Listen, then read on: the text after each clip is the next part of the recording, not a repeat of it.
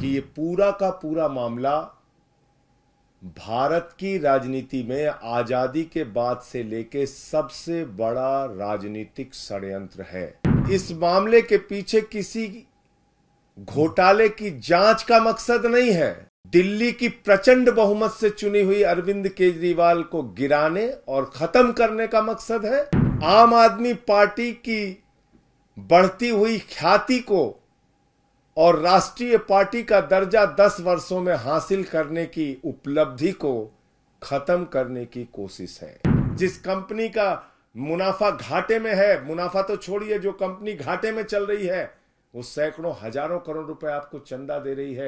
कहां income tax department, CBI, ED क्यों नहीं जांच करती भारतीय जनता पार्टी के नेताओं की? क्यों नहीं पूछताछ होती उनकी? क्यों नहीं गिरफ्तारी होती नहीं उनकी? क्यों नहीं छापे पड़ते उनके यहां? जो बयान केजरीवाल जी के पक्ष में थे वो बयान ईडी ने जानबूझकर भारतीय जनता पार्टी और सरकार के इशारे पर राजनीतिक साजिश के तहत कोर्ट के सामने रखा ही नहीं। माननीय उच्च न्यायालय का फैसला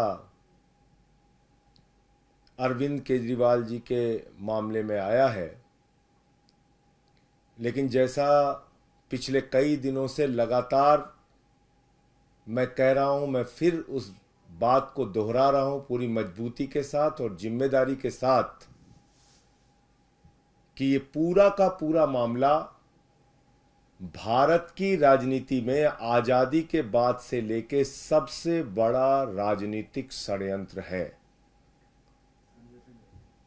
एक गहरी साजिश के तहत यह मामला बनाया गया है और इस मामले के पीछे किसी घोटाले की जांच का मकसद नहीं है। दिल्ली की प्रचंड बहुमत से चुनी हुई अरविंद केजरीवाल को गिराने और खत्म करने का मकसद है। पंजाब की प्रचंड बहुमत से चुनी हुई सरकार को गिराने और खत्म करने का मकसद है।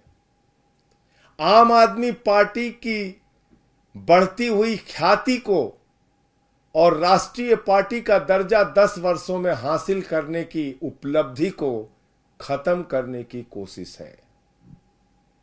क्योंकि शराब घोटाला तो भारतीय जनता पार्टी ने किया है, वहां तो मनी ट्रेल मिल गया, 60 करोड़ का मनी ट्रेल मिल गया, लेकिन कोई कार्रवाई अब तक भारतीय जनता पार्टी के नेताओं पर नहीं हुई। और अरविंद केजरीवाल जी के मामले में झूठे गवाह तैयार किए जाते हैं, बेबुनियाद आरोप लगाए जाते हैं। 10-10 गवाहों के 10-10 बयानों को छिपाकर षड्यंत्र के तहत 2 ही बयान कोर्ट के सामने लाए जाते हैं। 10 बयानों में से 8 बयान छिपाकर मात्र 2 बयान कोर्ट के सामने लाए जाते हैं। और मैं फिर से दोहरा रहा हूं, मंगुंटा रेड्डी, राघव रेड्डी के 10 बयान थे। अंतिम 2 बयान में जैसे ही उन्होंने केजरीवाल जी का नाम लिया, तुरंत उसके बेटे को बेल मिल जाती है। और मंगुंटा रेड्डी कौन है? आज की तारीख में वो एनडीए का प्रत्याशी है। आंध्र प्रदेश में नरेंद्र मोदी जी की तस्वीर लगा के वोट मांग रहा है, जिसके ऊपर भारतीय जनता पार्टी और ईडी ने शराब घोटाले का आरोप लगाकर उसकी जांच शुरू की थी। आज वो कैसे मोदी की तस्वीर लगा के वोट मांग रहा है? मुझे जवाब दो भारतीय जनता पार्टी के लोगों।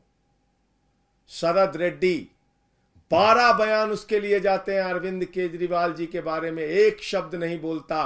अंतिम 2 बयान में बोलता है, 10 बयान में नहीं बोलता। और जैसे ही 2 बयान में वो नाम लेता है केजरीवाल जी का, उसको तुरंत बेल मिल जाती है और वो छूट जाता है कमर दर्द के नाम पे। ये राजनीतिक षड्यंत्र नहीं तो और क्या है? चंदन रेड्डी नाम के एक गवाह का कान का पर्दा फाड़ दिया गया, हाई कोर्ट में उसने अपील की। समीर महेंद्रू पे दबाव बनाया गया, अरुण पिल्लई पे दबाव बनाया गया, गवाहों को डराया गया, धमकाया गया और तब यह पूरा मामला केजरीवाल जी के खिलाफ तैयार किया गया। मैं पूछना चाहता हूं भारतीय जनता पार्टी के लोगों से, मैं पूछना चाहता हूं, हिंदुस्तान की राजनीति में आजादी के बाद से लेकर अब तक की सबसे भ्रष्ट पार्टी भारतीय जनता पार्टी से और बीजेपी की सरकार से, क्या आप मुझे जरा बताइए कि जब 60 करोड़ का सीधा मनी ट्रेल तुम्हारे खिलाफ मिल गया तो तुम्हारे नेताओं से पूछताछ ईडी और सीबीआई क्यों नहीं कर रही? क्यों नहीं अब तक एलजी ने चिट्ठी लिखी, जांच की? क्या कारण है कि इलेक्टोरल बॉन्ड में इतना हजारों करोड़ का घोटाला सामने आने के बावजूद, जिस कंपनी का मुनाफा जीरो है, जिस कंपनी का मुनाफा घाटे में है, मुनाफा तो छोड़िए, जो कंपनी घाटे में चल रही है वो सैकड़ों हजारों करोड़ रुपए आपको चंदा दे रही है, जो फर्जी कंपनियां कागजों में बनी हैं वो सैकड़ों हजारों करोड़ रुपए भारतीय जनता पार्टी को चंदा दे रही हैं। कहां income tax department, CBI, ED क्यों नहीं जांच करती भारतीय जनता पार्टी के नेताओं की? क्यों नहीं पूछताछ होती उनकी? क्यों नहीं गिरफ्तारी होती नहीं उनकी? क्यों नहीं छापे पड़ते उनके यहां? तो इसलिए मैं फिर दोहरा रहा हूं कि ये पूरा का पूरा मामला एक गहरी राजनीतिक साजिश के तहत अरविंद केजरीवाल जी के खिलाफ बनाया गया है, और जो बयान केजरीवाल जी के पक्ष में थे वो बयान ईडी ने जानबूझकर भारतीय जनता पार्टी और सरकार के इशारे पर राजनीतिक साजिश के तहत कोर्ट के सामने रखा ही नहीं।